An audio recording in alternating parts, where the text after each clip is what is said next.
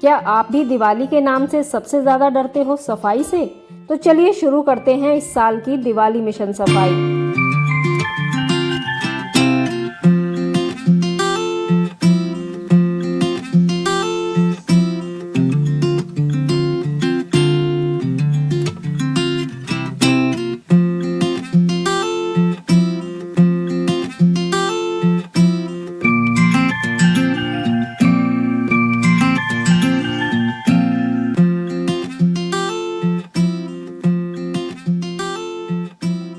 दोस्तों, दिवाली अब आ गई है, बस कुछ ही दिन बचे हैं और घर की क्लीनिंग लिस्ट इतनी बड़ी होती है कि समझ नहीं आता कि कहाँ से शुरू करें।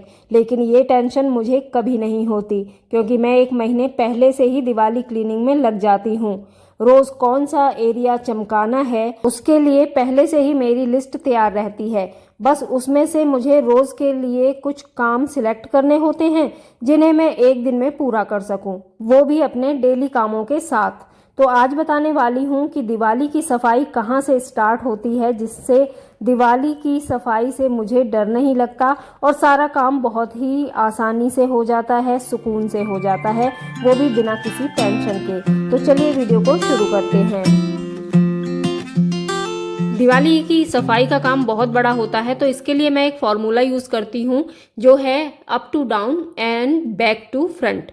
तो इसमें क्या होता है कि सबसे पहले छत की क्लीनिंग करनी है, छत में जैसे कि जाले हुए, पंखे हुए, इन सब की क्लीनिंग, और उसके बाद फिर नीचे फ्लोर पर जितना फर्नीचर है उस फर्नीचर को हटाकर क्लीनिंग करना। फिर आती है क्लीनिंग बैक टू फ्रंट वाली। तो उसमें सबसे पहले मैं करती हूँ पीछे एक ऐसा एरिया जहाँ पर हम पूरे साल सामान इकट्ठा करते रहते हैं और वहाँ एक ढेर लग जाता है। जी हाँ, मैं बात कर रही हूँ स्टोर रूम की, जो कि हर घर में ही होता है। तो सबसे पहले उस स्टोर से हमें वो सामान चुनना होता है जो हमें रखना है या फिर हमें डिस्कार्ड करना है, और उसे चुनने के बाद सबसे पहले स्टोर को खाली करना ज़रूरी है। तो सामान सिलेक्ट होने के बाद जो सामान रखना है उसे स्टोर में फिर से ऑर्गेनाइज करके सेट कर दीजिए, और जो हमें डिस्कार्ड करना है उसे या तो कबाड़ी वाला है तो कबाड़ी को दे दीजिए या फिर किसी ज़रूरतमंद को वो सामान आप दे सकते हैं अगर सही स्थिति में है तो इस तरह से बैक टू फ्रंट की सफाई में मेरी सबसे पहले स्टोर की क्लीनिंग होती है।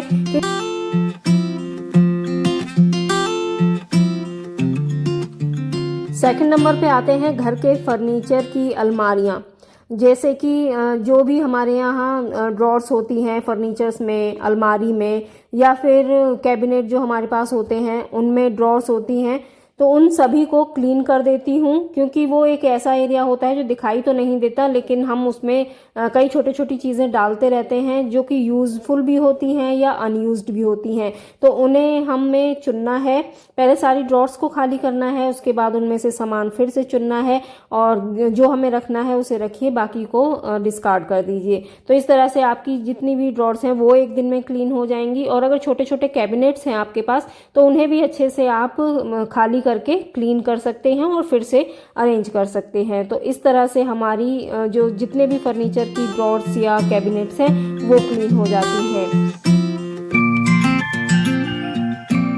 फिर अब बारी आती है कपड़ों को धूप लगाने की, जो कि बहुत ज़रूरी होती है, वरना कपड़ों में स्मेल हो जाती है, बारीक बारीक ऐसे कीड़े हो जाते हैं जो हमें दिखाई नहीं देते और हमारे कपड़ों को नुकसान पहुंचाते हैं। तो इसके लिए देखिए, हमारे बेड बॉक्स में या बक्सों में जो रजाइयाँ, गर्म कपड़े होते हैं, या फिर वो कपड़े जो हम कम पहनते हैं या जो साल में ही एक बार निकलते हैं, तो उन सभी कपड़ों को धूप दिखाना बहुत ज़रूरी है।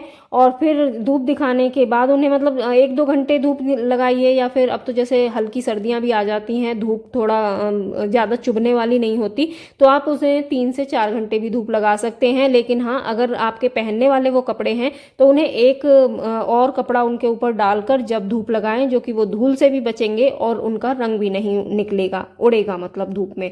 तो इस तरह से अगर आप कपड़ों को धूप लगा के वापस से फिर से तय बना के और ऑर्गेनाइज करके बेड बॉक्स में रखिए, अलमीरा में रखिए, या फिर बक्से में रजाइयाँ वगैरह जो हैं उन्हें तय बना के रखिए, तो सारे कपड़े भी सूख जाएंगे और ये ख़राब भी नहीं होंगे और आपकी दिवाली की क्लीनिंग हो जाएगी, बेड बॉक्स भी क्लीन हो जाएगा अलमारी भी क्लीन हो जाएगी जो कपड़ों की है, और आपकी जो बक्से वगैरह हैं अगर आपके पास, मेरे पास तो है, तो मैं तो उसे भी क्लीन करके रखती हूँ।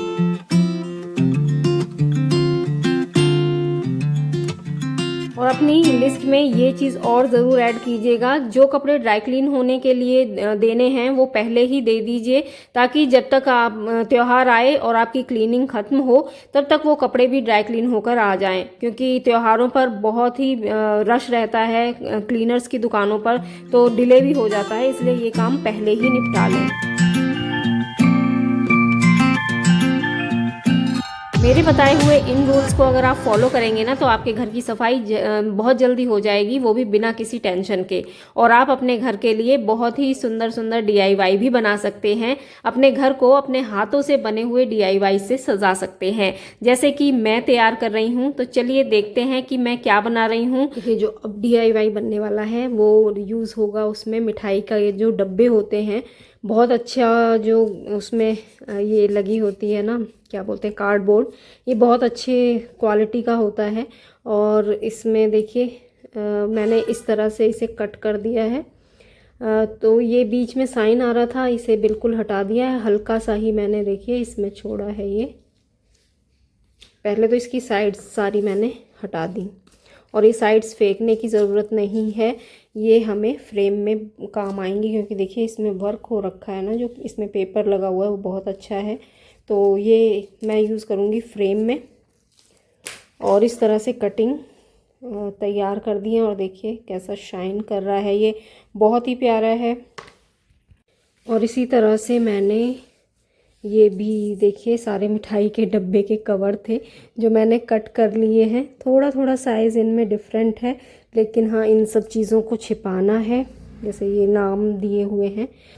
तो इस तरह से डेकोरेट करने वाली ये है। DIY भी आप जल्द ही देखेंगे मेरी आने वाली वीडियो में।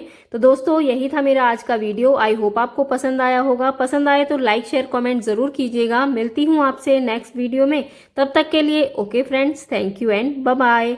और अगर आपको इस वीडियो से ज़रा भी हेल्प हुई हो ना, तो वीडियो को लाइक ज़रूर करना और चैनल को सब्सक्राइब कर लेना। मिलती हूँ आपसे नेक्स्ट वीडियो में।